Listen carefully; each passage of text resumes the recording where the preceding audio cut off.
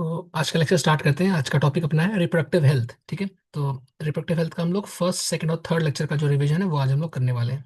ठीक है। तो चैप्टर क्या है, देखो चैप्टर से एक से दो क्वेश्चन आता है और चैप्टर बड़ा इजी है। कुछ कुछ हल्का फुल्का यहाँ पे जो पिल्स वाला कंसेप्ट है बस वो थोड़ा सा टफ है। टफ तो नहीं बोलेंगे उसको, इजी है वो भी, थोड़ा सा समझने का है।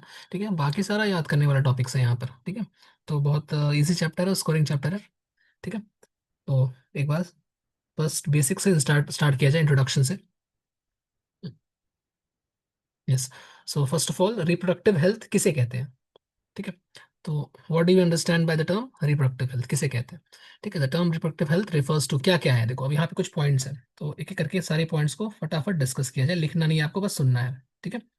तो जैसे फर्स्ट पॉइंट देखो, healthy reproductive organs with normal functions. ठीक है। तो यहाँ पे जो रिप्रोडक्टिव ऑर्गन्स हैं वो हेल्दी होने चाहिए। ठीक है। मेल के हो या फीमेल के हो, हेल्दी होने चाहिए और उनके फंक्शंस नॉर्मल होने चाहिए। ठीक है। जो भी स्पर्म प्रोडक्शन या ओवम प्रोडक्शन हो रहा है या जो भी हॉर्मोन्स का प्रोडक्शन है, गैमेट्स का जो भी हो रहा है, सब कुछ क्या होना चाहिए, हेल्दी या नॉर्मल तरीके से होना चाहिए। ठीक है। इट ऑल्सो इंक्लूड्स, इसके अलावा रिप्रोडक्टिव हेल्थ हम किसके पास है, कैसे कैसे बोल सकते हैं किसी के पास रिप्रोडक्टिव हेल्थ है या कोई इंसान रिप्रोडक्टिवली हेल्दी है, ये मैं कैसे कह सकता हूँ? तो इसके लिए पहले बात तो ये होना चाहिए कि रिप्रोडक्टिव ऑर्गन्स नॉर्मल फंक्शंस के होने चाहिए और हेल्दी होने चाहिए। दूसरी बात कि it also includes emotional and social aspects या फीचर्स ऑफ रिप्रोडक्शन। ठीक है। इट का मतलब यहाँ पर रिप्रोडक्टिव हेल्थ की बात कर रहा है। ठीक है। तो इमोशनल वेलबींग होना चाहिए, मतलब जो सेक्सुअल इमोशंस है उस मेल या फीमेल के वो सही होने चाहिए। इसके अलावा सोशल फीचर्स जो होते हैं रिप्रोडक्शन के, ठीक है, मतलब सोशल सोसाइटी में ये मतलब कोई गलत प्रभाव नहीं डालना चाहिए, कोई इंसान के द्वारा सेक्सुअली सोसाइटी डिस्टर्ब नहीं होनी चाहिए, ये सारी चीजें उसकी बात कर रहा है। ठीक है। According to world health organization WHO, full form याद करना है, रिप्रोडक्टिव हेल्थ मीन्स, अब ये WHO ने एक आपको एक डेफिनेशन टाइप का बना के दिया है कि रिप्रोडक्टिव हेल्थ किसके लिए, मतलब किस इंसान को बोलूंगा कि वो रिप्रोडक्टिवली हेल्दी है। ठीक है। तो अगर मैं विथ रेस्पेक्ट टू सोसाइटी बोले तो उसका एक नीचे डेफिनेशन, और with respect to one particular person उसके लिए ये बोल सकते हैं आप कि एक इंसान के लिए बात करें तो it means physical, emotional and behavioural and social wellbeing, सब कुछ होना चाहिए। मतलब सिर्फ फिजिकली उसका सेक्स ऑर्गन सही से काम कर रहा है, गैमेट्स बन रहा है, हॉर्मोन्स बन रहा है, सिर्फ उससे उस इंसान को मैं रिप्रोडक्टिवली हेल्दी नहीं कह सकता। अपार्ट फ्रॉम दैट उसके अलावा इमोशनली, बिहेवियर के हिसाब से भी, इमोशंस के हिसाब से भी, और सोसाइटी में उसका क्या प्रभाव पड़ रहा है उसके सारे आधार पर मैं अगर बोलूंगा तो मैं बोल सकता हूँ कि अगर वो सभी चीज़ों में ठीक है, वेल बींग उसका सब कुछ बढ़िया है इन चारों चीज़ों में, फिजिकल, इमोशनल, बिहेवियरल और सोशल, देन मैं बोलूंगा कि वो रिप्रोडक्टिवली हेल्दी है। ठीक है। अगर इसमें कुछ भी गड़बड़ है, ठीक, तो वो रिप्रोडक्टिवली हेल्दी नहीं है। ठीक है। ये कुछ वैसा ही है जैसे आपने ह्यूमन हेल्थ एंड डिजीज में पढ़ा होगा कि मतलब हेल्थ का मतलब सिर्फ एब्सेंस ऑफ डिजीज नहीं होता। वहां पर भी आपने देखा फिजिकल, मतलब फिजिकली भी सही होना चाहिए, मेंटली भी सही होना चाहिए, सोशली भी सही होना चाहिए। ठीक है। अच्छा, इसके अलावा अगर मैं इसी को, अगर मैं एक पर्टिकुलर इंसान की बात कर रहा हूँ तो इंसान के रेस्पेक्ट में तो ये हो गया। ठीक है। बट अगर मैं इंसान के रेस्पेक्ट के बदले अगर मैं पूरे सोसाइटी की बात करूँ तो सोसाइटी में भी फिर से वही सारे कंडीशंस आएंगे। तो देखो, इस society with people having physically and functionally normal reproductive organs, तो यही वाली बात हो गई। ठीक है। And normal emotional and behavioural interaction. ठीक है। तो फिर से वही वाली बात, इमोशनल एंड बिहेवियरल इंटरेक्शन, ये सोसाइटी के लिए हो रहा है, मतलब पूरे आसपास के माहौल के बारे में हो रहा है, मतलब पूरा का पूरा जितने सारे लोग वहां पर पॉपुलेशन में रह रहे हैं इन सभी के बारे में बात हो रही है एक साथ। ठीक है। इन sex related aspect might be, तो वही सारी चीजें यहाँ पे एक पर्सन के लिए बात हो रही थी। ठीक है। और यहाँ पर क्या है, एक पॉपुलेशन की बात हो रही है या एक सोसाइटी की बात हो रही है। ठीक है। तो पॉपुलेशन तो है पर बहुत सारे लोगों से मिलकर ही बनता है। ठीक है। तो एक इंसान का रिप्रोडक्टिव हेल्थ होना मतलब ज्यादा बोल सकते हो फिजिबल दिख रहा है मुझे, कंपेयर टू पूरे पॉपुलेशन का होना, है ना। पॉपुलेशन में बहुत सारे लोग हैं, डिफरेंट टाइप्स के लोग हैं, तो पूरा पॉपुलेशन हो सकता है कि वो रिप्रोडक्टिवली हेल्दी ना हो, but yes we can say कि एक पर्सन वो अचीव कर सकता है रिप्रोडक्टिव हेल्थ को। ठीक है। इनफैक्ट पूरे पॉपुलेशन का भी रिप्रोडक्टिव हेल्थ अचीव किया जा सकता है, ऐसा नहीं है, बट ये थोड़ा सा मुश्किल काम है। ठीक है। तो ये सब बेसिक इंट्रोडक्शन था कि मैंने क्लास में जो लिखाया था मैं वो भी आपके सामने खोल देता हूँ। यहाँ देखो, तो ये बच्चे का क्लास नोट है। तो person is said to be reproductively healthy if, वही से बात है देखो, physically mentally and socially wellbeing उसके पास होना चाहिए, WHO का ये डेफिनेशन लिखा हुआ है। ठीक है। और वही सारी बातें यहाँ पर लिखी हुई हैं। ठीक है। तो ये भी मैंने शेयर कर दिया आपको, तो NCERT की ही लाइन को और भी क्रिस्प फॉर्म में, छोटा फॉर्म में करके यहाँ लिखा हुआ था। ठीक है। मैं दोनों साथ में लेके चल रहा हूँ। नेक्स्ट स्लाइड पे चलते हैं। यहाँ से कोई डाउट किसी को? सिंपल है, होगा डाउट तो बताना। नेक्स्ट स्लाइड पे चला जाए। देखो, फिर एक टॉपिक है कि why is it significant to maintain reproductive health and what are the methods taken up to achieve it. तो ये क्या जरूरत है इसको करने का, मतलब हम लोग क्यों रिप्रोडक्टिवली हेल्दी बने। ठीक है, पहली बात तो ये। दूसरी बात, और क्या मेथड्स है जिसके द्वारा हम इसको अचीव कर सकते हैं, प्राप्त कर सकते हैं। ठीक है, तो फर्स्ट ऑफ ऑल यहाँ पर एक आपको याद रखना है the reproductive and child health care programmes के बारे में। ठीक है, तो ये क्या है, कुछ प्रोग्राम्स है जो गवर्नमेंट ने इनिशिएट किए थे। ठीक है, इसके अंडर हम लोग डिफरेंट टाइप्स के टॉपिक्स पढ़ेंगे। देखो जैसे क्या क्या था इसके अंदर, जैसे creating awareness among people about various reproduction related issues, तो लोगों को जागरूक करना था, पहली बात। ये सब सिंपल सिंपल बातें हैं ना, मैं फटाफट रीड कर रहा हूँ। Providing facilities and support for building up a reproductively healthy society, तो यहाँ पर ऐसा सोसाइटी हमको निर्माण करना, फॉर्मेशन करना है जो रिप्रोडक्टिवली हेल्दी हो। ठीक है, तो उस उसके अंदर वो क्या सपोर्ट देना पड़ेगा पूरे अपने पॉपुलेशन को, अपने सोसाइटी को हम क्या सपोर्ट दे सकते हैं एज ए डॉक्टर या एज एज ए नर्स या फिर एज ए जो भी मतलब जो मेडिकल फील्ड में है। ठीक है, तो उसके लिए देखो क्या क्या फैसिलिटीज दी गई थी। देखो फर्स्ट पॉइंट है यहाँ पर है audio visual and print media. तो ऑडियो विजुअल का मतलब हो गया यहाँ पे टीवी टेलीविजन, ठीक है, इंटरनेट, ये सब। ठीक, और प्रिंट मतलब हो गया न्यूज़पेपर हो गया, पैम्पलेट्स हो गए, ठीक है, या जो भी नोटिस बोर्ड ये सब टांगा जाता है या जो बैनर लगाया जाता है। ठीक है, ये सारी चीजें। Governmental and non governmental agencies. ठीक है, तो नॉन गवर्नमेंटल मतलब एनजीओ की बात हो रही है। ठीक है, गवर्नमेंटल मतलब बहुत सारे गवर्नमेंट के ऑर्गेनाइजेशंस होते हैं जो ये सब काम करते हैं और अवेयरनेस फैलाते हैं, जो पेपर में आपको एड वैड देखने मिल सकता है। ठीक है, इसके अलावा टीवी में भी एड आता है। तो have taken various steps to create awareness among people about reproduction, तो इन लोगों ने बहुत सारे स्टेप्स लिए हैं, कदम उठाए हैं। ठीक है, दूसरी बात पे आते हैं, चलो इसके अलावा क्या हो सकता है। तो पेरेंट्स, तो parents, close relatives, teachers and friends, ये लोग मतलब ये लोग भी अपना बड़ा रोल प्ले कर सकते हैं। हालांकि इंडियन सोसाइटी में पेरेंट्स ये सारी सेक्स रिलेटेड बातें या रिप्रोडक्टिव हेल्थ की बातों से थोड़े दूर रहते हैं। ठीक है, तो गर्ल्स के साथ तो फिर भी उनकी मदर्स जो है वो थोड़ी इंटरेक्ट कर लेती हैं, बट फादर्स जो होते हैं वो अपने बच्चे मतलब जो डॉटर या सन उनसे ये डायरेक्टली बात नहीं करते हैं। ऐसा ऐसा ट्रेंड इंडिया में है। ठीक है, एनीवेज, तो पेरेंट्स का रोल उतना तो नहीं है, बट ये बुक में आप पढ़ सकते हैं, प्रैक्टिकली तो ये बड़ा मुश्किल है। ठीक है, आगे देखिए क्लोज रिलेटिव्स, तो वैसे भी क्लोज रिलेटिव्स की मैं क्या ही बात करूं। तो क्लोज रिलेटिव्स तो इस बारे में बात नहीं करेंगे। एनीवेज, टीचर्स, तो बायो के टीचर से बस बात कर सकते हैं। फिजिक्स केमिस्ट्री और हिस्ट्री ज्योग्राफी के टीचर्स तो खुद ही नहीं पता होता है बहुत सारे, वो तो क्या बताएंगे वो। तो ये बात भी है, बट यस टीचर्स का भी रोल होता है। तो ये सारे बुक में ऐसा लिखा है, बुकिश लैंग्वेज है। ठीक है, एनसीईआरटी में ऐसा कहा है, तो आपको एग्जाम में आएगा तो ये सब टिक करना पड़ेगा। तो आइडियली ऐसा होना चाहिए, बट फ्रेंड्स जो, हाँ फ्रेंड्स करते हैं बातें, बट सो बहुत सारी बातें मिसकंसेप्शन होती हैं। मिसकंसेप्शन का मतलब हो जाता है कि जहाँ पर कुछ चीज़ें सही और कुछ चीज़ें गलत भी हैं। ठीक है, तो फ्रेंड्स बातें करते हैं बट उसमें 50-50 होता होगा, या 10% सही होता होगा, 90% बकवास ही होता है। ठीक, हाँ अब कोई जानकार फ्रेंड है, टॉपर फ्रेंड है, तो बायो पढ़ा है तो उसको सारी बातें पता होगी, उससे आप राय ले सकते हैं, ये सब है। ठीक, उसी तरह से पॉइंट नंबर 3 पे आ जाइए। Introduction of sex education in schools. तो सेक्स एजुकेशन का शुरुआत तो इनिशिएट तो किया गया था, बट फिर बहुत सारा उसमें विरोध हुआ, तो उसको फिर मतलब स्टॉप कर दिया गया। ठीक है, तो प्रॉपर तरीके से इम्प्लीमेंट नहीं हो पाया स्कूल्स में। तो अगर ये प्रॉपरली इम्प्लीमेंट करते हैं तो बच्चों को शुरुआत में ही ये सारी नॉलेज हो जाती है, जिससे वो सेक्स रिलेटेड डिजीज से बच सकते हैं। इससे बहुत सारे बेनिफिट्स हैं, आप उसके बहुत सारे सोसाइटी के मतलब उसमें बोल सकते हो कि ऑब्स्ट्रक्शन भी है सोसाइटी को, बहुत सारी उसमें मुश्किलें भी आ सकती हैं। तो सोच समझकर कुछ मीडियम रास्ता निकालना चाहिए था, बीच का रास्ता, जिससे दोनों चीजें साथ में चल सकती थी, बट ऐसा नहीं हो पाया प्रॉपर तरीके से। ठीक है, तो बट ये सब बुक में है, तो आपको ये सब पता होना चाहिए।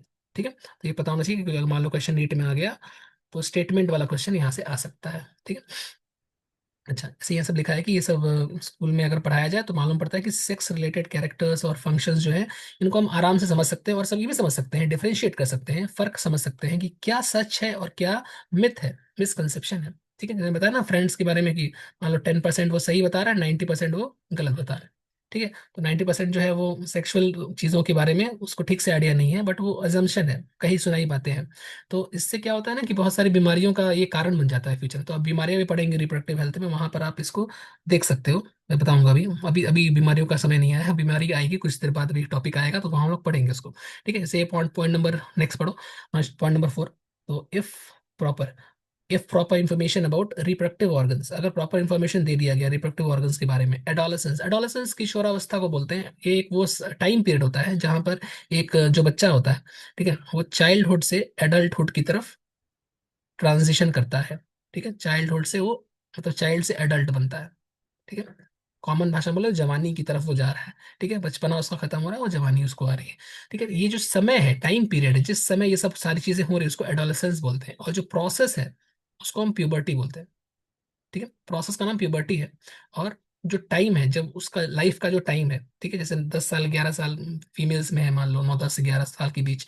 मेल्स में भी वही 11 12 13 इस तरह से। ठीक है, तो ये जो time period that is called adolescence. ठीक है, उस वक्त बॉडी में बहुत सारे सेक्सुअल चेंजेस आते हैं, फिजिकल चेंजेस आते हैं, बिहेवियरल चेंजेस भी आते हैं। ठीक है, रिलेटेड चेंजेस। तो उस वक्त अगर प्रॉपर इंफॉर्मेशन बच्चों को पता हो तो वो सही डिसीजन ले सकते हैं सही टाइम पर, गलत डिसीजन नहीं लेंगे। ये सारी चीजें हैं। ठीक है, इसके अलावा hygienic sexual practices.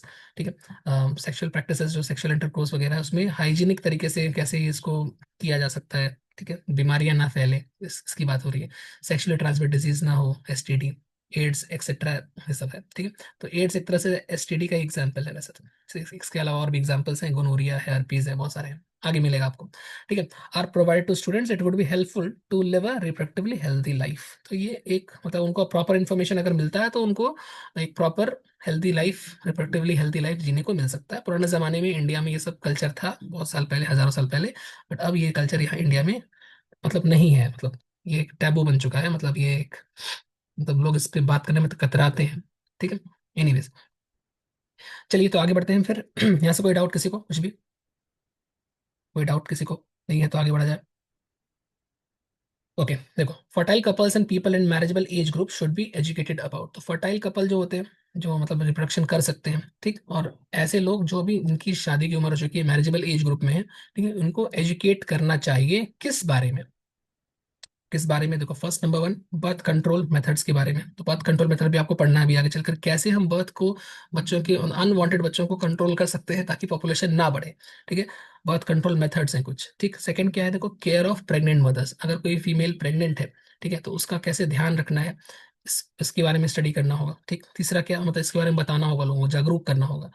Post natal care. Post natal का मतलब हो गया after the birth of newborn child. एक बच्चे का जन्म हो गया है, ठीक है, तो उसके बाद का जो समय है, that is called post natal care. ठीक है, ऑफ मदर एंड चाइल्ड। तो ऐसा मतलब सिर्फ ये नहीं कि सिर्फ बच्चे का ही ध्यान रखना है, मदर का भी इक्वली ध्यान रखना पड़ता है, बिकॉज उसका भी कंडीशन सही नहीं होता मदर का, तो उसको 1 2 महीने कम से कम बहुत ही केयरफुली ऑब्जर्व करना होता है। ठीक है, पॉइंट नंबर 4। तो पॉइंट नंबर 4 है कि इंपॉर्टेंस ऑफ ब्रेस्ट फीडिंग। तो ब्रेस्ट फीडिंग बहुत जरूरी होती है। तो जब बच्चे का जन्म होता है, पार्चुरेशन होता है, तो उसके बाद ब्रेस्ट फीडिंग का बहुत इंपॉर्टेंट रोल है, बिकॉज ब्रेस्ट फीडिंग का जो इनिशियल ब्रेस्ट फीडिंग का जो समय होता है, उस वक्त कोलोस्ट्रम नाम का, कोलोस्ट्रम नाम का एक लिक्विड या फ्लूइड सिक्रीट होता है, जिसके अंदर एंटीबॉडीज होते हैं। कौन से एंटीबॉडी होते हैं? तो एंटीबॉडीज में ए होता है। ठीक है, आईजी। ठीक है, ये बच्चे को शुरुआती इनेट इम्यूनिटी जो होती है वो प्रोवाइड करता है, जिससे वो मतलब शुरू शुरू में डिजीज से बच खुद को बचाता है, बच्चे की बॉडी को इम्यूनिटी प्रोवाइड करती है एक तरह से। ठीक है, इसके साथ ही आप एक चीज और याद रखें कि ऐसी एंटीबॉडी जो प्लेसेंटा के थ्रू ट्रेवल कर सकती है, दैट इज आईजीजी। ठीक है, आईजीजी। और ये वाला जो ब्रेस्ट फीडिंग से बच्चे के पास जाती है, ये क्या है? आईजीए। ये दोनों ही पैसिव इम्यूनिटी के एग्जाम्पल्स है। ह्यूमन हेल्थ में हमने पढ़ा है इसको।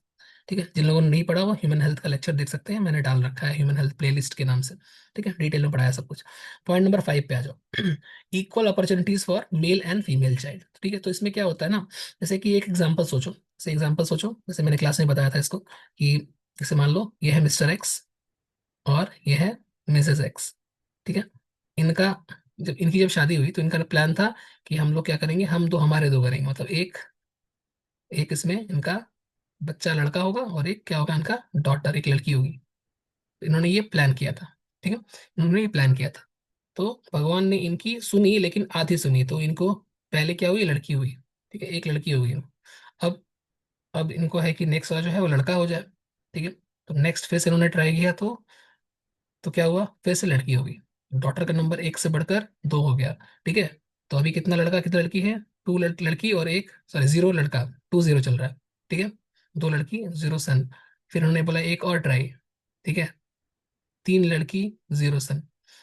तो तीसरे का तो उन्होंने प्लान किया नहीं था, इनका तो प्लान था कि एक लड़का और एक लड़की। लेकिन 3 बच्चे हो गए, 3 लड़कियां हो गई हैं। अभी भी ये हार नहीं मान रहा, तो ये कह रहा नहीं, मुझे बच्चा लड़का चाहिए ही चाहिए।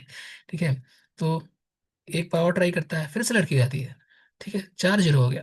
फिर से ट्राई करता है, फिर से एक लड़की होती है, 5-0 हो गया। ये लाइव, ये मतलब ये मैंने देखा हुआ है ऐसा, मतलब बहुत सारे एग्जाम्पल है। ठीक है, एक और एग्जाम्पल, 6-0 हो गया, तो 6-0 हो चुका है।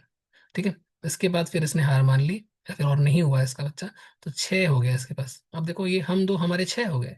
ठीक है, तो इन्होंने प्लान तो किया नहीं था कि हम दो हमारे 6, है ना। तो इन्होंने जब शादी की, उनको शादी के बाद उन्होंने प्लान किया था कि 2 बच्चे होंगे, है ना। और इनके बच्चे हो गए 6। क्यों? क्योंकि इनके मन में ये लालच था कि एक लड़का हो जाएगा तो हमारा वंश आगे बढ़ेगा, जो भी और भी बातें हो सकती हैं, हमारा ध्यान रखिएगा, जो भी जो हमारे इंडियन कल्चर में, मतलब सोसाइटी में माना जाता है ऐसा। हालांकि इंडियन पुराने कल्चर में ऐसा नहीं था, बट हाँ भी माना जाता है। एनीवेज, तो ऐसा इसलिए है क्योंकि हम लोग लड़कियों को इक्वल अपॉर्चुनिटीज नहीं प्रोवाइड करते हैं। ठीक है, उनको बराबर नहीं मानते हैं। ठीक है, तो इसलिए इक्वल अपॉर्चुनिटी क्योंकि नहीं देते हैं, तो देखो यहाँ पे लिखा है कि equal opportunities for male and female child. ठीक है, मेल एंड फीमेल चाइल्ड। तो female child would help in building socially conscious family, healthy families of desired size. तो अगर अगर इक्वल अपॉर्चुनिटीज मिलती, ठीक है, तो मिस्टर और मिसेस एक्स जो है, तो वो यहीं पर रुक जाते, दो ही लड़कियों पर, है ना। क्योंकि वो लड़का और लड़की में कोई भेदभाव नहीं करते, लेकिन क्योंकि उनके मन में ये था कि मुझे लड़का ही चाहिए, तो इस प्रोसेस में उन्होंने हम दो हमारे दो को हम दो हमारे 6 बना दिया। और इसकी वजह से उनकी जो फैमिली प्लानिंग थी वो बिल्कुल डिस्टर्ब हो गई, और उनका जो फैमिली साइज था वो अब डिजायर्ड साइज नहीं रहा, वो अनडिजायरेबल हो चुका है। ठीक है, और अब उस बड़े सी फैमिली को सपोर्ट करने के लिए मिस्टर एक्स बेचारा कैसे काम करेगा पता नहीं। ठीक है, और उसको बस मतलब इस तरह से पूरा जिंदगी काटना पड़ेगा, और हर बच्चे को ठीक से फिर पढ़ा लिखा भी नहीं पाएगा, या उसकी मतलब उसको इक्वल सुविधाएं नहीं दे पाएगा। 6 बच्चों को पालना बड़ा मुश्किल काम है। ठीक है, तो जो भी है तो ऐसा ही होता है हमारे मतलब हमारे समाज में ऐसा देखा गया, ऐसा काफी, ये काफी प्रेवलेंट चीज है, ये जो मैंने आपको बताया, काफी ये चीज मतलब बहुत ज्यादा जगह देखी गई है, काफी कॉमन है ये। ठीक है, तो इसलिए इससे पॉपुलेशन बड़े तेजी से बढ़ता है। ठीक है, अगर ये दो दो में ही रुक जाता है तो फिर ये पॉपुलेशन नहीं बढ़ पाता। ठीक है, उसका कारण ये है कि इक्वल अपॉर्चुनिटीज देना नहीं चाहता ये। ठीक है, तो ये एनसीईआरटी की ही लाइन है। चलिए आगे बढ़ते हैं, पॉइंट नंबर 6 पर बात करते हैं। पॉइंट नंबर 6 क्या है? Problems due to uncontrolled population growth. अब देखो पॉपुलेशन तो बढ़ रहा है ऐसे करके, तो पॉपुलेशन जब ऐसे बढ़ेगा तो उससे क्या क्या प्रॉब्लम्स क्रिएट हो सकते हैं, तो प्रॉब्लम्स क्या क्या हो जाएंगे। प्रॉब्लम्स के रूप में अगर मैं बात करूँ तो प्रॉब्लम्स देखो हर तरह का है, रोटी कपड़ा मकान। ठीक है, खाने की कमी हो सकती है, कपड़े पहनने के कपड़े, मतलब वो तो मतलब एक तरह से इकोनॉमी डिस्टर्ब हो जाएगी। ठीक है, इसके अलावा जो है महंगाई बढ़ेगी, इसे बोल सकते हो। ठीक है, कोई भी चीज़ का जैसे कंपटीशन बढ़ जाएगा, जैसे नीट का ही देखो, कट ऑफ बढ़ता जा रहा है, क्योंकि पॉपुलेशन बहुत हाई है। अगर कट ऑफ मतलब पॉपुलेशन कम होता तो कट ऑफ भी कम होता, है ना। बहुत सारी चीज़ें हैं, नौकरियां नहीं मिल पा रही हैं, लोग बेरोजगार घूम रहे हैं। ठीक है, तो ये सारी चीज़ें हैं बहुत सारी, मतलब ठीक है, तो दिक्कतें हैं बहुत सारी। जैसे मैं ही बेरोजगार घूम रहा हूँ। ठीक, एग्जाम्पल दिया मैंने अपना। एनीवेज, पॉइंट नंबर 7 देखो, information about sex abuse and sex related crimes. तो सेक्स अब्यूज और सेक्स रिलेटेड क्राइम्स की बात अगर करें, तो यहाँ पर जैसे कि रेप हो जा रहा है या सेक्सुअल हैरासमेंट हो रहा है, ये सारी चीज़ें, ये काफ़ी गलत चीज़ें हैं जो सोसाइटी को बहुत बुरी तरह से अफेक्ट करती हैं। ठीक है, तो ऐसा इन्फॉर्मेशन, मतलब ये सारी चीजें सभी लोगों को पता होना चाहिए, कि लोग इसको मतलब समझे कि ये बुरी है। मतलब बहुत सारे लोगों को मतलब ये फर्क नहीं पड़ता उनको कि ये ऐसा हो रहा है किसी के साथ, जब तक उनके साथ नहीं होता। ठीक है, तो ये सारी मतलब जो भी चीजें हैं, जो गलत चीजें हैं, इसके बारे में लोगों को एजुकेट करना चाहिए, ताकि वो ये ऐसा काम करे ही ना, और अगर हो भी रहा हो कहीं आसपास ऐसा काम तो उसका विरोध करे। ठीक है, तो इसके बारे में प्रॉपर इन्फॉर्मेशन सोसाइटी को अगर मिलता है तो सोसाइटी हेल्दी हो सकती है, रिप्रेजेंटेटिवली हेल्दी हो सकती है। ठीक है, वही सब लिखा है, सोशली रेस्पॉन्सिबल हेल्दी सोसाइटी। ठीक है, तो ये सब था एनसीईआरटी का कुछ खतरनाक खतरनाक पॉइंट। यहाँ से कोई डाउट किसी को है तो बताओ। वैसे मैंने यहाँ पे आपको क्लास में लिखाया था, फैमिली प्लानिंग यहाँ पे थोड़ा सा इंट्रोड्यूस किया था। फैमिली प्लानिंग अभी नेक्स्ट स्लाइड में आएगा, मैंने यहाँ पे शॉर्ट में लिखवाया है, मतलब वही सारी चीज़ें हैं वैसे तो। ठीक है, जैसे इसको ही पढ़ लो फटाफट। देखो, India was the first country, जल्दी पढ़ते हैं लोग। India was the first country in the world to start family planning programme होगा। ठीक है, इन द ईयर 1951। ये क्वेश्चन नीट में आ चुका है कि कौन से साल में आया था। ठीक है, फर्स्ट 1951 में स्टार्ट किया गया था, फिर भी हम लोग कंट्रोल नहीं कर पाए। ठीक है, सेकंड देखो, कंट्रोल हुआ, काफी हद तक हुआ, बट फिर भी जितना होना चाहिए उतना नहीं हो पाया। Family planning programme consist of many programmes and techniques, out of which one was very popular. बहुत सारे टेक्निक्स और प्रोग्राम्स इसके अंदर थे, उसमें से एक बड़ा पॉपुलर था, इसका नाम था RCH। इसका फुल फॉर्म क्या है? Reproductive and child health programme, ये आपने देखा। इसमें क्या था? इसमें हम लोग प्रमोट किए, डिससेमिनेट, एनसीईआरटी में एक वर्ड है डिससेमिनेट, मतलब प्रचार किया गया, फैलाया गया, प्रमोट किया गया। ठीक है, कैसे प्रमोट किया गया? Audio visual, TV, mobile, print media के थ्रू। अभी डिस्कस किया। इम्प्लीमेंटेशन ऑफ सेक्स एजुकेशन भी हमने डिस्कस किया, सो दैट बच्चों को पता हो सके कि क्या चीज़ सही है क्या चीज़ गलत है, कैसे रिप्रोडक्टिव सिस्टम काम करता है, ठीक है, सेक्सुअल बिहेवियर कैसे काम करता है, एक्सेट्रा एक्सेट्रा। ठीक है, sex education provides information about cause of sexually transmitted disease, कैसे एसटीडी नाम की ये सब बीमारियां, एड्स जैसी बीमारियां फैलती हैं, कैसे उनको रोका जाए, कैसे उनसे बचा जाए, एक्सेट्रा, ये सब। ठीक है, क्योंकि अगर कभी किसी को एड्स हो गया उसके बाद तुम उसको ज्ञान दोगे तो क्या इसको समझ में आने वाला, क्या ही कर लेगा, कुछ होने वाला है नहीं। उसको पहले ही अगर पता होगा कि ये सब करने से एड्स हो सकता है तो वो सब काम ही नहीं करेगा ना, अगर वो मतलब अगर वो कॉन्शियस है तो, है ना। वही सारी बात है, इसलिए सेक्स एजुकेशन बड़ा इंपॉर्टेंट है। ठीक है, नेक्स्ट देखो, it also provides information about myth and misconception, wrong information. ठीक है, कि क्या सही है क्या गलत है, इसके बारे में भी लोगों को क्लियर जानकारी होनी चाहिए, नहीं तो फिर बहुत सारी बातें मिसकंसेप्शन ही लोग मान लेते हैं कि सही है। ठीक है, नेक्स्ट देखो, RCH helps to improve the healthy condition of pregnant mother. तो आरसीएच से क्या मतलब, healthy condition of pregnant mother, mother की हेल्थ के बारे में डिस्कस किया था कि इसको भी हम लोग इंप्रूव कर सकते हैं। न्यू बॉर्न इन्फेंट जो है, जो इसका भी जन्म हुआ है, उसका भी हेल्थ हम लोग मॉनिटर कर सकते हैं। ठीक है, अब यहाँ पे कुछ शब्द आएंगे, ध्यान से सुनेंगे। ये भी हम लोग स्लाइड में डिस्कस नहीं किए, मैं यहाँ पे ले रहा हूँ उसको, जैसे MMR। ठीक है, MMR क्या है? तो मैटरनल मोर्टालिटी रेट। ठीक है, मैटरनल मोर्टालिटी रेट, देखो इसको शब्दों को तोड़ो सिंपल करने के लिए। तो मैटरनल मतलब मदर, ठीक है, मदर। मोर्टालिटी मतलब मृत्यु, ठीक है, मदर की डेथ हो रही है यहाँ पर। रेट मतलब किस रेट से, कितने कितने समय में कितनी सारी मदर्स जो हैं प्रेगनेंसी के समय या प्रेगनेंसी के बाद, डिलीवरी के बाद उनकी डेथ हो जा रही है, इसको बोलते हैं MMR। तो कितनी मदर्स की डेथ हो रही है ड्यूरिंग और after pregnancy, that is MMR। ठीक, सिमिलरली जो बच्चे हैं, इन्फेंट, ठीक है, बच्चे, इन्फेंट मोर्टेलिटी, हो सकता है कि बच्चे की जन्म के पहले ही मौत हो जाए, ठीक है, फीटस कंडीशन में ही, या फिर जन्म के बाद। ठीक है, तो उसको बोलते हैं इन्फेंट मोर्टालिटी रेट। ओवरऑल जन्म के बाद वाले को ही कंसिडर किया जाता है, हालांकि जो फीटस उसको भी इसमें आप इंक्लूड कर सकते हैं। ठीक है, इन्फेंट मोर्टालिटी रेट, तो इनको भी मतलब इम्प्रूव किया गया, फैसिलिटीज इम्प्रूव की जानी चाहिए ताकि ये सारी चीज़ों को रोका जा सके, मतलब MMR को और IMR को दोनों को कम किया जा सके। इसके लिए हमको अच्छे हॉस्पिटल बनाने पड़ेंगे, अच्छे डॉक्टर रखने पड़ेंगे, ये सब है ना। इसके अलावा वही सब फिर से सेक्स एजुकेशन के बारे में पता होना चाहिए। ठीक है, मैरिजेबल एज ग्रुप वालों को जो हमने आपने डिस्कस किया अभी अभी, care of pregnant mother, post natal care भी डिस्कस कर लिया था, importance of breastfeeding discuss कर लिया था। ठीक है, इक्वल अपॉर्चुनिटीज का एग्जाम्पल में मैंने आपको दे दिया, मिस्टर एक्स वाला। ठीक है, ये सारी चीज़ें, डिजायर्ड साइज की फैमिली होनी चाहिए।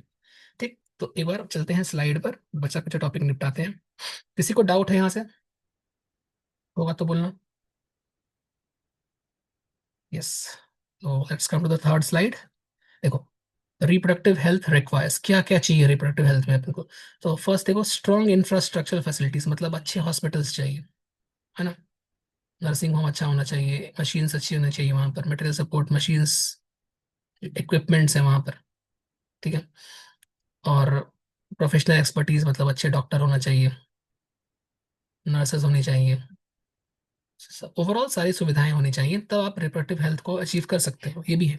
ठीक, इसके अलावा देखो, तीस एक्शन प्लान्स डिस्कस्ड अब, जो भी हमने डिस्कस किया, उसके हेल्प से they are essential to provide medical assistance and care to people in reproduction related problems. तो कुछ रिप्रोडक्शन रिलेटेड प्रॉब्लम्स हैं जिसको हम लोग इसका समाधान कर सकते हैं इन प्लान्स के द्वारा। तो क्या प्रॉब्लम्स हो सकती हैं, देखो प्रॉब्लम कहाँ कहाँ पर आएगी। ठीक है, तो ये भी एनसीईआरटी की लाइन है, मैंने इसको पॉइंट वाइज यहाँ लिखवा दिया है। तो देखो, प्रेगनेंसी में प्रॉब्लम आ सकती है, ठीक, डिलीवरी के टाइम प्रॉब्लम आ सकती है, STD से तो प्रॉब्लम आती ही है ना। एबॉर्शन, एबॉर्शन क्या होता है, जैसे कि कोई बच्चा कोई कोई फीमेल अगर प्रेग्नेंट हो गई है और उसको वो प्रेगनेंसी नहीं चाहिए, तो बच्चे को गिराने को बोलते हैं एबॉर्ट करना। ठीक है, बच्चे को बीच में ही मार दिया जाए अगर, या फीटस को ही मार दिया जाए अगर, तो उसको बोलते हैं हम लोग एबॉर्ट करना या अबॉर्शन। ठीक है, अब वो क्या होता है, कैसे होता है, लीगल है या इलीगल है, उसको हम लोग स्टडी करेंगे, अलग से टॉपिक है। ठीक है, कंट्रासेप्शन, कंट्रासेप्शन क्या है, कंट्रासेप्शन मतलब हो गया कि या तो फर्टिलाइजेशन को होने से रोक दो, या फिर इम्प्लांटेशन को होने से रोक दो, मतलब जाइगोट बन भी जाए तो भी इम्प्लांट ना हो पाए। ठीक है, और अगर ऐसा कुछ हो जाए कि जाइगोट को बनने से ही मैं रोक दूं, तो वो भी एक प्रकार का कॉन्ट्रासेप्शन है। मतलब एक प्रकार से आप बोल सकते हो प्रेगनेंसी को प्रिवेंट करने का जो मेथड है, उसको हम कॉन्ट्रासेप्टिव मेथड्स या कॉन्ट्रासेप्शन कह सकते हैं। और प्रेगनेंसी हो चुका है, इम्प्लांटेशन हो चुका है, बच्चा चिपक चुका है यूट्रस के अंदर, ग्रो कर रहा है, एंड फिर उसको अगर हम लोग मतलब मार रहे हैं, देन उसको बोलते हैं अबॉर्शन, जो कि इलीगल भी है और कुछ हद तक लीगल भी है, कुछ कुछ चीजें हैं, दोनों चीजें हैं, स्टडी करना पड़ेगा। कुछ टर्म्स एंड कंडीशंस के साथ अगर आप पढ़ोगे तो वो लीगल है, अदरवाइज वो इलीगल है, देखना होगा उसको। ठीक है, फिर मेंस्ट्रुअल प्रॉब्लम्स हो सकते हैं, बहुत सारे मेंस्ट्रुअल डिजीजेस होते हैं मेंस्ट्रुअल साइकिल के अंदर, जैसे मेंस्ट्रुएशन एक्सेसिव हो सकता है, या फिर नहीं हो सकता, होता ही नहीं है, या फिर पेनफुल होता है, या बहुत ज्यादा ब्लीडिंग के साथ होता है, ठीक है, या बहुत इरेगुलर होता है, कुछ उसका फिक्स नहीं है, वो मंथ में 2 बार भी हो जा रहा है या 2 मंथ में 1 बार हो रहा है, ये सब चीजें हैं, तो इसको बोलते हैं मेंस्ट्रुअल प्रॉब्लम्स। ठीक है, इनफर्टिलिटी। इनफर्टिलिटी का मतलब हो गया कि कोई मेल या फीमेल जो है वो सेक्सुअल इंटरकोर्स करने के बाद भी अ, बच्चे प्रोड्यूस नहीं कर पा रहा, रिप्रोडक्शन नहीं कर पा रहा। ठीक है, even after trying multiple times he और शी इज और both are not able to conceive, that is called infertility. ठीक है, तो वो लोग कंसीव या मतलब प्रेगनेंसी को करवा नहीं पा रहे और बच्चा नहीं हो पा रहा उनका, उसको बोलते हैं इनफर्टिलिटी, या हिंदी में उसको नपुंसक बोल सकते हैं या बांझ बोल सकते हैं, मेल को नपुंसक और फीमेल को बांझ बोलते हैं। सिंपल इंग्लिश में इनफर्टाइल, अच्छा लगा सुन के। ठीक है, इनफर्टाइल बोलने में सही लगा है। चलो आगे देखो, नेक्स्ट पॉइंट देखो, इम्प्लीमेंटेशन ऑफ बेटर टेक्निक्स। अब ये कुछ और भी चीजें हैं सेट लिखी हैं कि हम कुछ और भी आगे के लिए, फ्यूचर के लिए बेहतर टेक्निक्स बना सकते हैं, नए स्ट्रेटजीज ला सकते हैं, ठीक है, जिससे हम और भी इस काम को अच्छे से कर सकें। ठीक है, इसमें एक एग्जाम्पल भी आप पढ़ोगे आगे चलकर कि सहेली नाम का एक पिल जो मतलब जो लखनऊ में डेवलप किया गया है, बताएंगे मेरे को अभी अभी अभी समय नहीं आया। ठीक है, आगे देखो, स्टैट्यूटरी बैन ऑन एमनियोसेंटेसिस। अब एमनियोसेंटेसिस क्या है उसको पढ़ना पड़ेगा पहले तो। ठीक है, तो इस पर बैन लगाया गया है। ठीक है, नियम के अनुसार, स्टैट्यूटरी मतलब नियम के अनुसार, वैधानिक बैन लगाया गया है। ठीक है, विधान के अनुसार, नियम के अनुसार। और इससे क्या करते थे लोग, इससे एक्चुअल में इसका काम कुछ और था। एमनियोसेंटेसिस का, इसका एक्चुअल में यूज है जेनेटिक डिजीज का पता लगाना बोल सकते हो, या साथ में सिंपल बोलो जेनेटिक डिजीज का अभी के लिए आप। ठीक है, हालांकि क्रोमोसोम के स्ट्रक्चर्स को भी स्टडी किया जा सकता है, इससे बहुत सारी चीजें इससे कर सकते हैं, लेकिन इंडिया के लोगों ने इसका एक अलग ही काम किया। इससे वो लोग क्या कहते थे करते थे, उससे सेक्स डिटर्मिनेशन करने लगे थे, जो कि इसका मिस यूज है। इसका ओरिजिनल यूज ये है ही नहीं। ठीक है, ये इसका मिस यूज है, गलत इस्तेमाल है। ठीक है, इससे वो क्या करते थे कि एक्स क्रोमोसोम और वाई क्रोमोसोम का स्ट्रक्चर देखते थे। अब देखो, सोचो को पता ही है कि अगर कोई मेल है तो उसके पास एक्स वाई होगा, और अगर कोई फीमेल है तो बच्चे के पास एक्स एक्स क्रोमोसोम होगा। ठीक है, तो यहाँ पर इस मेथड के हेल्प से हम बाकी जेनेटिक डिजीज है या डिसऑर्डर है, क्रोमोसोम सही है कि नहीं है, म्यूटेशन है कि नहीं, ये सब पता लगा सकते थे हम। बट इंडिया में ये सब पता नहीं लगाता कोई। इंडिया में क्या पता लगा रहे थे कि एक्स एक्स है कि एक्स वाई है। एक्स वाई है तो अच्छी बात है, नहीं तो एक्स एक्स है तो इसको वो लोग मार डाल रहे थे, फीमेल को। ठीक है, इसको बोलते हैं फीमेल फिटिसाइड, फीमेल फीटस को मार डालना, फीमेल फिटिसाइड, साइड माने मार डालना, फिटी माने फीटस। ठीक है, तो फीमेल फीटस को मार रहे थे, इसलिए इसको इसको बैन कर दिया गया, ताकि बहुत सारे बच्चों को मारा जा रहा था, एक अलग सा लहर आ गया था मतलब इंडिया में, जहाँ पे लोगों को मारा ही जा रहा, बच्चों को मारा जा रहा था, मतलब जन्म से पहले ही बेचारी फीमेल्स फीटस को मार दिया जा रहा था, इसलिए इसको बैन कर दिया गया। तो ये अच्छी चीज थी, बट उसको गलत इस्तेमाल की वजह से बैन करना पड़ा। ठीक है, हालांकि अभी भी इसका लिमिटेड इस्तेमाल होता है, अभी ये एक रिसर्च का टॉपिक, उस पर आप ना जाएं, आप बस सिंपल याद रखें कि एमनियोसेंटेसिस को बैन लगाया गया है, क्यों, क्योंकि उसका मिसयूज किया जा रहा है, इतना ही याद रखना है आपको। ठीक है, नेक्स्ट देखो, large scale child immunisation across the whole country. इसके अलावा जैसे पोलियो का टीका होता है, टेटनस का टीका होता है, और भी होता है, बीसीजी वैक्सीन होते हैं, बहुत सारे होते हैं डिफरेंट टाइप्स के, डीपीटी वैक्सीन, डिफरेंट टाइप के वैक्सीन का जो इम्यूनाइजेशन प्रोग्राम चल रहा है इंडिया में, ताकि बीमारियों से लड़ा जा सके और बीमारियों को दूर किया जा सके, इरेडिकेट किया जा सके। तो ऐसा भी बहुत लार्ज स्केल पर इंडिया में चाइल्ड इम्यूनाइजेशन हुआ, जिसकी वजह से बहुत सारे बच्चे बच पाए और आईएमआर घट गया। आईएमआर मतलब इन्फेंट मोर्टेलिटी रेट। ठीक है, अब अब यहाँ से एमनियोसेंटेसिस का टॉपिक स्टार्ट है, तो मैं इसी लेक्चर में इसको कवर कर रहा हूँ, फटाफट ध्यान से सुनना। देखो, एमनियोसेंटेसिस क्या होता है। ठीक है, तो पहली बात देखो, ये फीमेल है। ठीक है, फीमेल के ये रहा यूट्रस, और इस यूट्रस के अंदर मेरे को बच्चा ग्रो कर रहा है, हाँ? बच्चा यहाँ पर। तो क्या होता है कि इस प्रोसेस के अंदर या प्रोसीजर के अंदर some of the amniotic fluid of developing foetus is taking. ठीक है, तो एमनियोटिक फ्लूइड को निकाला जाता है। देखो, ये जो एरिया है ना, यहाँ पर एक लिक्विड भरा हुआ है, उतना डिटेल नहीं पढ़ना, बस याद रखो यहाँ पे जो लिक्विड है उसका नाम क्या है, एमनियोटिक फ्लूइड। ठीक है, एमनियन एक लेयर है यहाँ पर, यहाँ एक लिक्विड है जो सराउंड करता है फीटस को, उसको बोलते हैं एमनियोटिक फ्लूइड। अब क्या होता है, जो बच्चा है, इसकी जो स्किन होती है ना, डेड स्किन, स्किन तो उखड़ते टूटती है नहीं बनती, टूटती है नहीं बनती है, तो इसकी जो पुरानी डेड स्किन होगी सरफेस की, ये स्किन टूट टूट कर इस लिक्विड में जाती रहती है। ठीक है, जैसे हमारे बाल में डैंड्रफ हो जाता है तो स्किन होता है एक्चुअली में वो। ठीक है, तो डेड स्किन होता है, डैंड्रफ क्या है, डेड स्किन, वैसे ही इस बच्चे की भी डेड स्किन है जो इस फ्लूइड के अंदर प्रेजेंट है। ठीक है, तो ये जो इसकी जो डेड स्किन है बच्चे की, वो इस फ्लूइड के अंदर है। हमने क्या किया, फ्लूइड को निकाल लिया, एमनियोटिक फ्लूइड इज विड्रॉन। ठीक, अब जब विड्रॉ कर लिया, यहाँ पर एक अल्ट्रासाउंड मशीन भी लगाते हैं ताकि बच्चे का लोकेशन पता कर सके बच्चा कहाँ पर है। और फिर यहाँ पे इसका इमेज दिखता है, यहाँ पर ये अल्ट्रासाउंड मशीन से कनेक्टेड रहता है ये। और बच्चे का इमेज यहाँ दिखता है कि बच्चा यहाँ पर है। तो बच्चे को ही तुम अगर ये इंजेक्शन लगा दोगे तो दिक्कत हो जाएगी। बच्चे का फ्लूइड नहीं निकालना है, बच्चे के आसपास का जो लिक्विड है वो निकालना है। ठीक है, इसलिए इसको यूज करते हैं हम लोग। ठीक, अच्छा ये प्लेसेंटा है तो आप जानते ही हैं। ठीक, और ये बेबीज मदर स्पाइन, ये इसका स्पाइन है, माने ये इसका वर्टेबल कॉलम है। ठीक, ठीक, यहाँ पे हड्डी है, प्यूबिक बोन, ये वजाइना है, ये सर्विक्स है। ठीक, हमको बस ये समझना है, यहाँ से हमने लिक्विड निकाला। अब ये लिक्विड से हम क्या करते हैं, जेनेटिक डिसऑर्डर का पता लगाते हैं।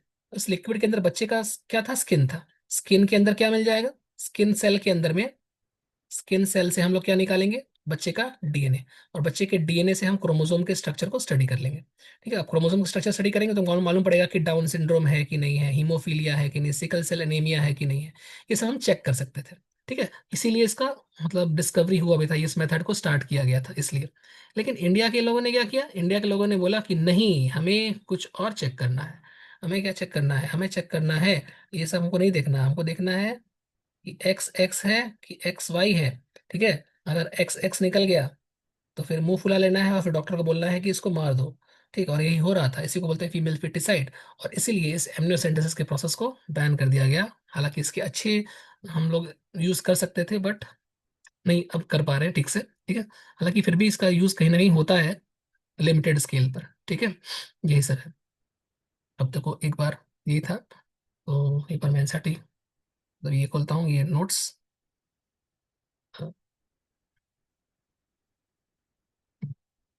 It is a process to detect genetic disorders, but it was misused to detect sex या gender of fetus. And if the fetus was found to be female, female मिल रही थी अगर fetus, तो उसको मार दिया जा रहा था। इसी को बोलते हैं female feticide. Thus, its misuse was banned in India, इसलिए इसका मिसयूज बैन कर दिया गया। क्या क्या इससे हम लोग पता लगाते थे, कौन कौन सा जेनेटिक डिसऑर्डर का पता लगाते थे, तो देखो Down syndrome, haemophilia, sickle cell anaemia, ये सब जो एनसीईआरटी के एग्जांपल वही सब है। ये था फीटिसाइड के बारे में। ठीक है, अब ये जो स्लाइड हम लोग पढ़ रहे थे, इसके ऊपर एनसीईआरटी का हम आपको फटाफट दिखाते हैं 2 मिनट के अंदर। सब मैं पढ़ दिया हूँ, सब एनसीईआरटी ही है। ठीक है, तो फर्स्ट यहाँ पे अब लिखा है कि चैप्टर 2 में आपने रिप्रोडक्शन रिप्रोडक्शन पढ़ा था, मतलब चैप्टर 1 हो गया अभी वो। ठीक है, उसके बाद फिर आप ये पढ़ते हैं कि रिप्रोडक्टिव हेल्थ क्या होता है, तो इसका डेफिनेशन यहाँ लिखा हुआ है। फिर डब्ल्यू ने यहाँ डेफिनेशन दिया है, उसके बारे में बताया है कि फिजिकल, इमोशनल और बिहेवियरल, सोशल, ये सब एस्पेक्ट होना चाहिए। ठीक है, और क्या जरूरत है ये भी हमने पढ़ लिया। Let us examine them, next page पे आ जाओ। एक बार एनसीईआरटी पढ़ना, सब समझ में आ जाएगा। ये मैं सारा कुछ कवर करके चल रहा हूँ। तो ये मैं तीसरी बार पढ़ रहा हूँ एक तरह से। तो इंडिया फर्स्ट कंट्री था वर्ल्ड में जिसने एक्शन प्लान इनिशिएट किया नेशनल लेवल पर। और ये जो था ये 1951 में पहली बार फैमिली प्लानिंग आया था। ठीक है, ये रहा 1951। उसको पीरियडिकली असेस किया जाता है, मतलब समय समय पर इसमें बदलाव लाए जाते हैं। ठीक है, और इसके अंदर एक प्रोग्राम था, ये रहा आरसीएच, फुल फॉर्म याद कर लेना है। इससे अवेयरनेस फैलाया जा रहा था लोगों के बीच, जिससे बेहतर फैसिलिटी सपोर्ट प्रोवाइड किया जा सके। ठीक है, नेक्स्ट पेज पे आ जाओ। फिर हमने देखा कि इससे कैसे कैसे अवेयरनेस फैला रहे थे हम लोग, तो ऑडियो विजुअल टेक्निक्स थे। ठीक है, प्रिंट मीडिया ये सब थे। टीचर, पेरेंट्स, रिलेटिव्स, टीचर्स, ये सब हम लोग पढ़ लिए थे, है ना। सेक्स एजुकेशन का इस्तेमाल कैसे किया जाए ताकि लोगों को बताया जा सके कि कौन सा सही चीज़ है, कौन सा मिसकंसेप्शन है। ठीक है, इसके अलावा फिर कौन कौन सी बीमारियां थी, जैसे STD, AIDS, hygienic sexual practice, सभी मालूम पड़ेगा लोगों को। तो इस तरह से एडolescent एज ग्रुप जो है, किशोरावस्था में जो एज ग्रुप है, उसमें वो लोग समझ पाएंगे चीज़ों को और अच्छा हेल्दी लाइफ जी पाएंगे। ठीक है, इसके अलावा लोगों को एजुकेट करना जो फर्टाइल कपल है या मैरिजेबल एज ग्रुप में, उनको भी बर्थ कंट्रोल के बारे में बताना ताकि उनका फैमिली ज़्यादा ना बढ़ सके और साथ ही वो लोग अच्छा लाइफ जी सके, ये सब है। ठीक है, इसके अलावा pregnant mothers, postnatal care of mothers, breastfeeding, ये सब पढ़ चुके। इक्वल अपॉर्चुनिटीज का एग्जांपल हमने देखा। ठीक है, सेक्स अब्यूज के बारे में बताना, सेक्स रिलेटेड क्राइम्स के बारे में बताना लोगों को ताकि वो इसका विरोध कर सकें और अच्छा एक society, responsible society, healthy society बनाए।